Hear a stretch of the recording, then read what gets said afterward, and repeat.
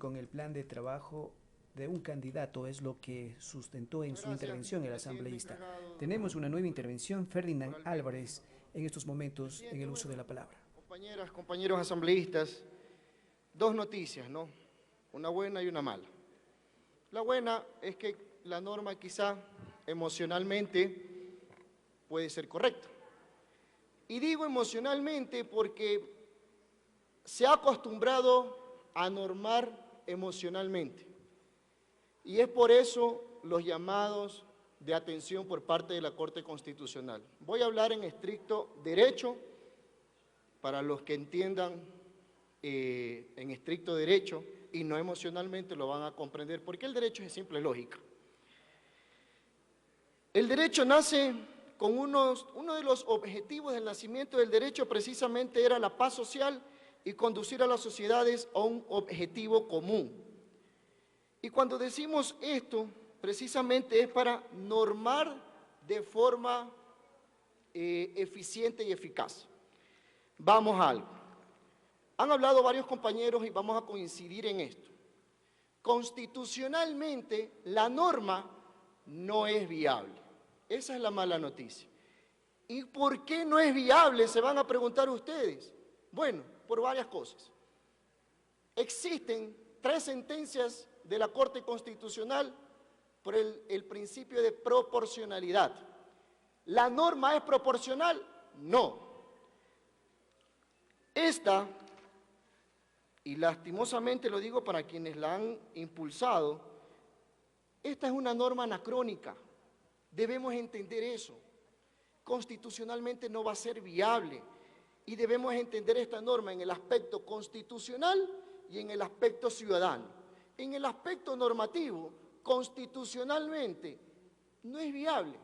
En lo ético, aquí vamos a algo que coincido con el legislador Tayano, en lo ético no solo es un llamado a quienes participan en la actividad política, sobre todo debe ser un llamado a los partidos políticos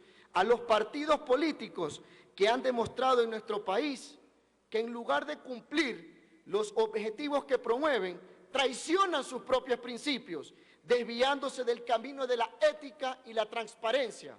Cuando sucede eso y venimos acá a la Asamblea con una normativa inconstitucional desproporcionada, el llamado ético no solamente es a los asambleístas, el llamado ético principalmente es a los partidos políticos. Empecemos por ahí, a hacer un saneamiento interno de los partidos políticos.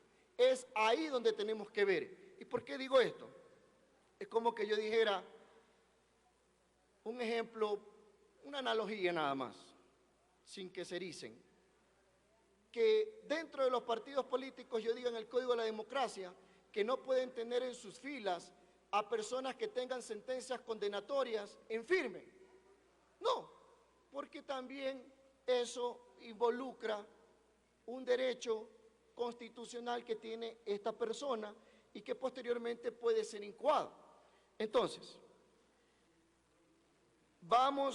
hablamos también aquí del transfugismo político. Al menos algunos comprenderán lo que es el transfugismo político. Según Beatriz Tomás Mayén, establece que el transfugismo político tiene 2 aspectos: por el momento en que se produce y por los motivos que se produce. Este transfugismo político, en estos 2 aspectos, queridos compañeros y compañeras, y aquí vamos a coincidir en algo. Si un legislador se cambia de bancada sin motivo alguno, debe ser sancionado. Sí. La sanción debe ser proporcional. Sí. ¿A qué debe estar sometido? A un código de ética. ¿Este código de ética dónde? Dentro de la Asamblea Nacional. Y ahí coincido con el legislador Tayano, de 30 a 90 días. Pero cuando exista uno de estos principios que establece, por los motivos que se produce, debe ser una excepcionalidad. Ahora, aquí se ha venido a decir que en Perú y Bolivia supuestamente existen estas sanciones. Error, señores, no es verdad. Aquí en la Asamblea no se puede venir a hablar cualquier cosa. Quienes conocemos de derecho, investigamos un poquito el derecho, sabemos que no es así. Y les presento, en Perú no existe aquello, incluso usted que es abogado yo creo que no entiende, en Perú no existe aquello, y miren, la normativa peruana no es lo que se dijo aquí en la Asamblea, la normativa boliviana no es lo que se dijo en la Asamblea, ese tipo de afirmaciones son estas. Nada, son palabras al aire, porque sencillamente no existen ni en Perú ni en Bolivia. Y si vamos a hablar, ¿dónde existe? Bueno, vamos a decirle a los compañeros asambleístas dónde sí existe. Cabo Verde, Camerún, Corea del Sur, Kenia, Portugal, Turquía. En estos países sí existe, pero ¿saben una mala noticia? Está elevada a rango constitucional. Y si ustedes se preguntarán por qué estará elevada a rango constitucional, bueno, es sencillo. Nuestra normativa constitucional aprobada en el 2008, ¿qué establece? La libertad de afiliarse y desafiliarse. Si hubiera una excepción, ¿por qué no se la puso en la Constitución del 2008, me pregunto? Si tan sabiamente ahora queremos venir a decir ese tipo de excepcionalidades, ¿por qué no se la estableció en esa Constitución?